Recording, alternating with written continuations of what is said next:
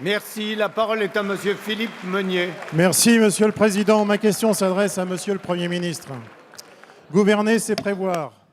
Après cette série d'attentats perpétrés par des islamistes, dont certains ont la nationalité française, la colère gronde dans nos villes et nos campagnes. Nos compatriotes ne supportent plus, et avec raison, de voir leur identité de Français ainsi dégradée et bafouée. Le 4 décembre 2014, votre majorité a balayé d'un revers de main notre proposition de loi visant à déchoir de la nationalité française les islamistes binationaux, proposition qui n'a pas besoin d'une révision constitutionnelle. Le 2 avril dernier, après les attentats de janvier, nous avons redéposé une seconde fois cette proposition de loi que vous avez à nouveau écartée, sous prétexte que la législation actuelle était suffisante. Hier, le président Hollande a reconnu que la législation ne répond pas à nos besoins de sécurité, ce qui revient de facto à soutenir notre proposition au mot près. Que de temps perdu, que de temps perdu. Mais si déchoir de la nationalité française les islamistes est une nécessité absolue pour expulser du territoire ces traîtres à la nation, il est tout aussi important d'accorder la nationalité française avec parcimonie. Or, depuis l'élection de François Hollande, le nombre de naturalisations augmente sans cesse. La semaine dernière, vous avez décidé d'attribuer plus largement encore la qualité de Français aux étrangers, déclarant même vouloir en doubler le nombre. Outre le caractère symboliquement fort de cette acquisition, vous n'êtes pas sans savoir qu'accorder la nationalité française à un étranger lui donne des droits conséquents, notamment en termes de liberté de circulation et de résidence sur notre territoire. Ma question est donc directe. Allez-vous, sans plus attendre, revoir votre politique afin de rendre plus restrictives les conditions permettant d'obtenir la nationalité française? Merci. La parole est à Monsieur le Premier ministre Manuel Valls. Monsieur le Président, Mesdames et Messieurs les députés, Monsieur le député Meunier, l'action contre le terrorisme de guerre se mène sur tous les fronts, je veux le rappeler. Il n'y a pas une mesure en particulier, personne d'ailleurs ne le dit, qui permettrait de régler le problème. Il se mène d'abord, je veux le rappeler, Jean-Yves Le Drian a eu l'occasion de le souligner, sur le terrain extérieur et en frappant Daesh, l'État islamique, en Irak comme en Syrie. C'est ce que nous faisons en Irak déjà depuis 2014, c'est ce que nous faisons depuis plusieurs jours en Syrie. Et je le disais tout à l'heure, les événements terribles que nous avons connus permettent aujourd'hui de faire bouger les lignes et un certain nombre de pays et de créer, nous l'espérons, cette grande coalition contre le terrorisme. Et je veux, de ce point de vue-là, ici également saluer l'engagement de nos pilotes sur les Rafales, sur les Mirages, et qui désormais tous les soirs, toutes les nuits, accomplissent ces opérations.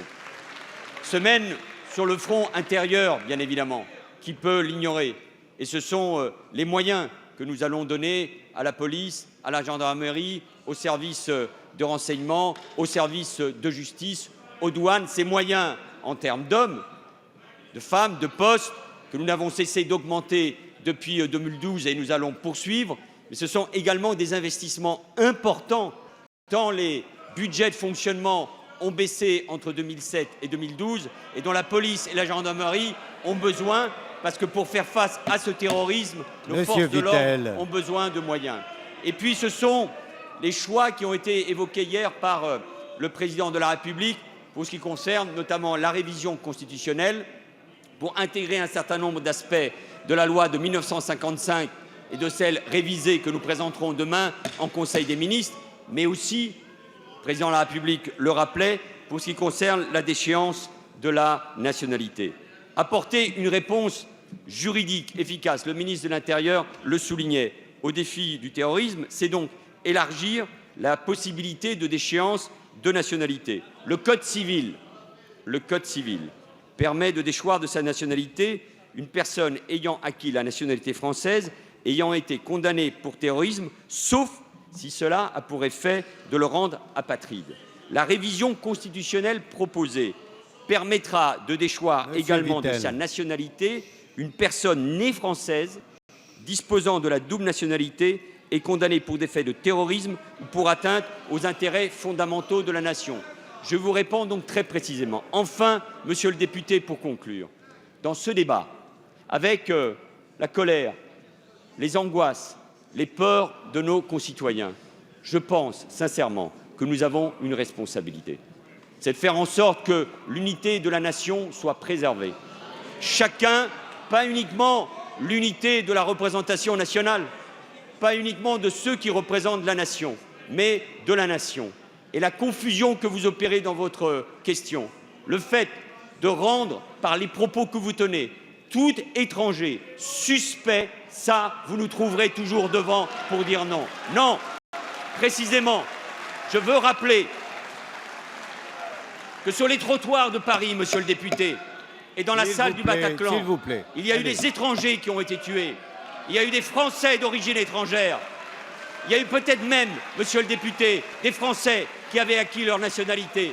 Et parce que moi, parmi d'autres, je fais partie de ceux qui ont décidé un jour de devenir français, parce que j'aime ce pays par-dessus tout, je ne permettrai jamais cet amalgame qui met en cause les valeurs de notre pays. Merci, merci, merci. Allez, je vous demande de vous rasseoir, s'il vous plaît.